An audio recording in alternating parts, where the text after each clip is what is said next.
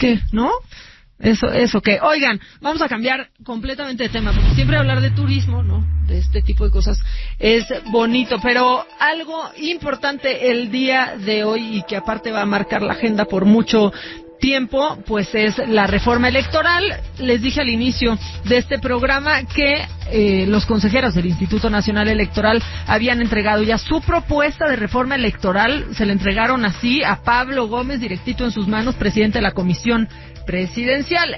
Tienen 241 propuestas que fueron aprobadas por la mayoría de los consejeros electorales durante la mesa de consejerías que sucedió el viernes pasado, y a quien yo vi ahí protagonizando el momento y hablando y rápido les dije, por favor, hay que contactarla, es a Carla Humphrey, consejera del INE. ¿Cómo estás, Carla?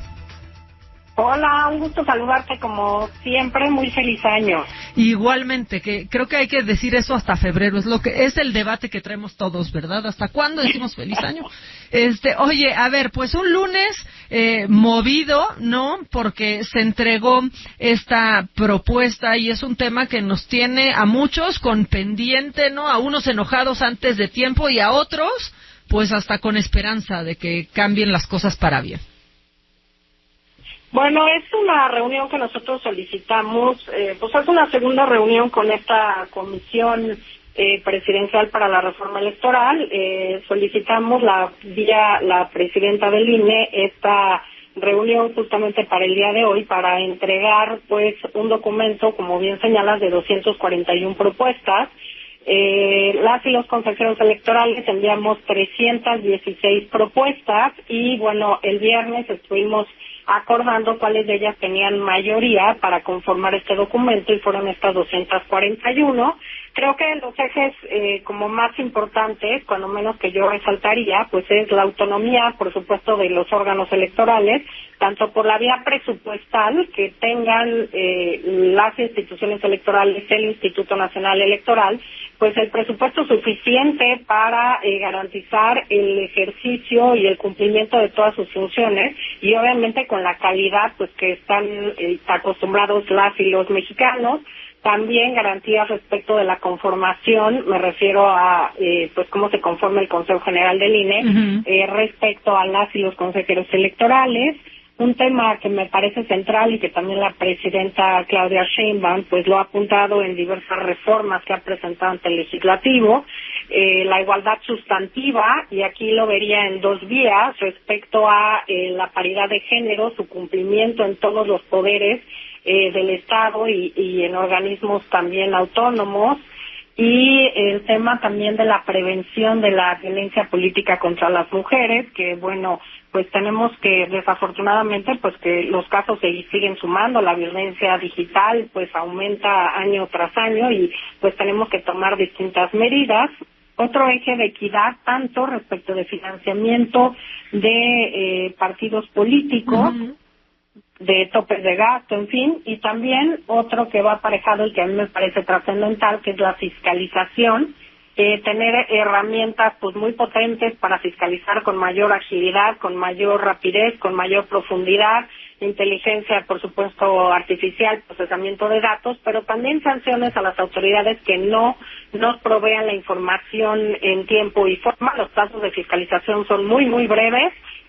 Continuamente se nos opone el secreto ministerial por parte de las fiscalías diciendo que no podemos tener acceso al expediente cuando somos la única autoridad constitucional que puede dictaminar y revisar pues los gastos los gastos y los ingresos de partidos políticos. Así que bueno, este eje de hacerlo más transparente, más rápido, de tener incluso posibilidad de solicitar información al extranjero, porque luego pues son recursos que no solamente se quedan aquí o que desconocemos cómo se mueven estos ingresos y egresos en territorio nacional, sino que también se van al extranjero, financiamiento ilícito, prevenir, por supuesto, la injerencia del crimen organizado en las campañas electorales.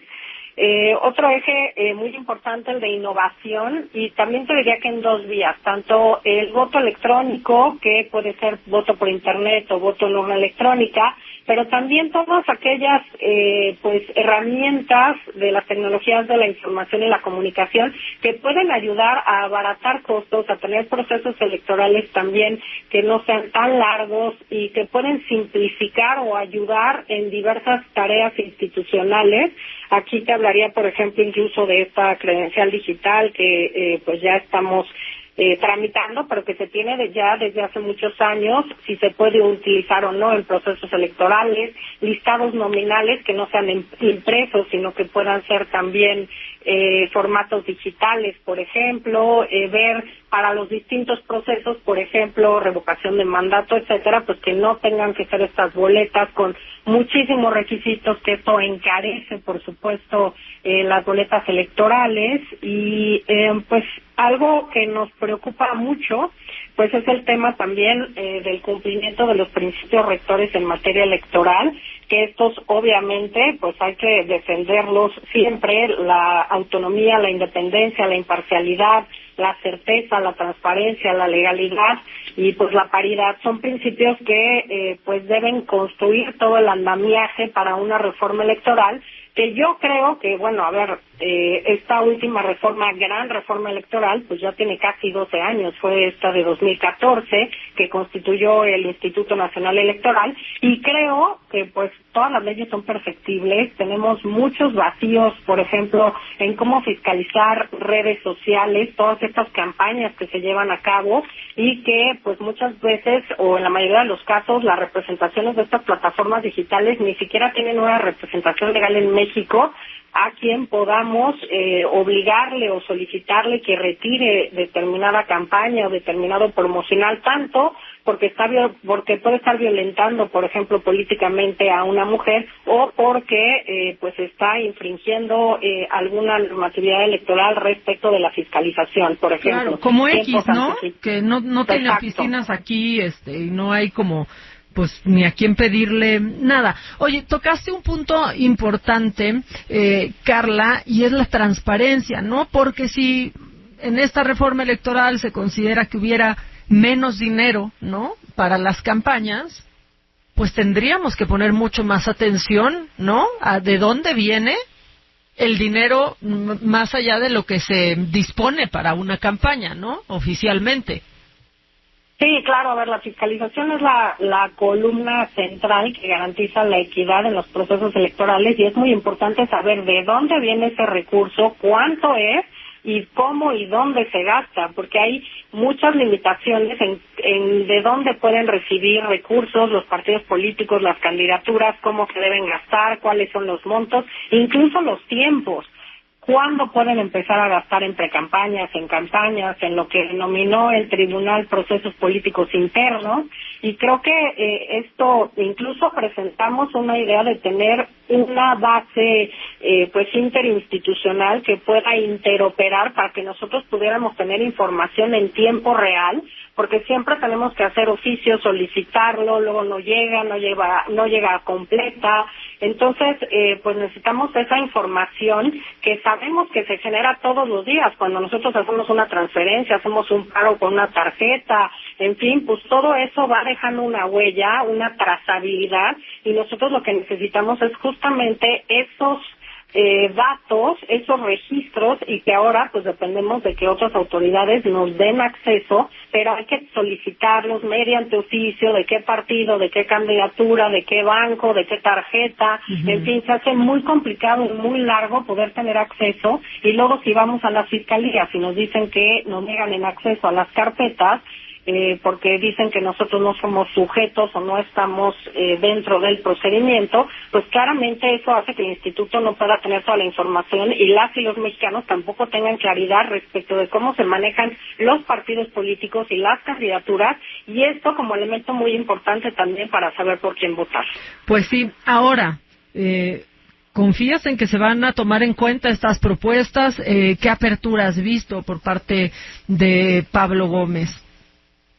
Entregamos nosotros 2 documentos, el que te decía que obtuvo mayoría, estas 241 propuestas, y otro en el que, pues, quienes nos quedamos con algunas otras propuestas que no tuvieron mayoría, es decir, las minoritarias, pues también se presentaron. Okay. Yo creo que son, la verdad, elementos muy, muy importantes. A mí me preocupa mucho también cómo incidir en elevar la participación de la ciudadanía en los procesos electorales. Tengo ahí un par, 2, 3 propuestas que me parecen importantes, tanto para que la ciudadanía sea funcionario o funcionaria de casilla, también para, pues, elevar la participación de las y los jóvenes, que consistentemente de 19 a 29 años es el sector que menos vota en los procesos electorales. Entonces, pues, ¿qué se nos dijo? Que están leyendo todas las propuestas que se les han presentado, tanto las de los foros que se hicieron en México y en Estados Unidos, propuestas que se han presentado ante el Instituto Nacional Electoral y que el INE presentó tal cual se nos hicieron llegar.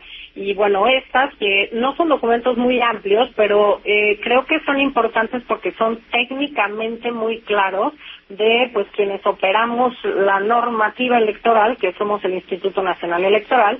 Y bueno, dejamos abierta la puerta, pues, para si algún planteamiento hay que extender algo más, hay que explicar un poco más, pues también tener esta apertura para poder volvernos a sentar para explicar cualquiera de estas propuestas que van en estos documentos. Ya, pues muchas gracias, como siempre, Carla, por entrar con nosotros, por explicarnos en qué van, ¿no? En qué consisten estas propuestas, y estamos platicando, ¿no? Es un tema importantísimo para este primer trimestre del año y lo vamos hablando, ¿no? Claro que sí, aquí nos quedamos en contacto y te agradezco mucho el espacio como siempre. Al contrario, gracias a ti. Ella es Carla Humphrey, consejera electoral, consejera del INE. Vámonos rapidísimo a las noticias antes de largarnos.